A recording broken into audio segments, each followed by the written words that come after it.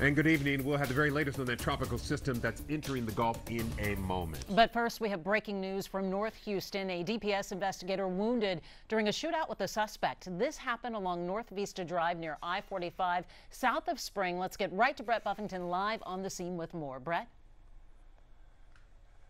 And Mia, tonight I can tell you that the three people involved in this, the three people that investigator was here for, they are now in custody. We understand that one of them had been barricaded inside of an apartment here on North Vista. Behind me, you can see the sea of flashing lights. The good news here is we are watching law enforcement officers, both DPS troopers and deputies, leave this scene. But take a look at this video. We shot this in the last 90 minutes.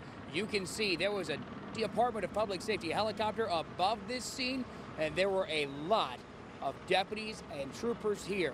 This all started about an hour and a half ago. It's unclear why that DPS investigator was here at this apartment complex, but we are hoping to learn more from the Department of Public Safety here in the next little bit. Meanwhile, the trooper or the investigator who was injured tonight taken to the hospital, we understand, with non-life-threatening injuries.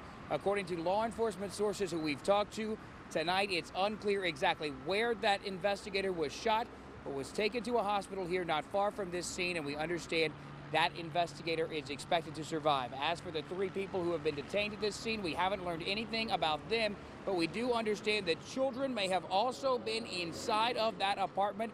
While at least one of those people were barricaded inside, SWAT team members are still here at this scene. We just watched the Harris County Sheriff's Office Command Center also arrive here. Again, expected to learn more from law enforcement in the next little bit, now that this scene, at least for the most part, is winding down, and at least three people have been arrested here tonight. Of course, we'll stay on this scene here on the north side and continue to follow the latest as it develops. For now, though, we are live in North Harris County. Brett Buffington, KHOU 11 News.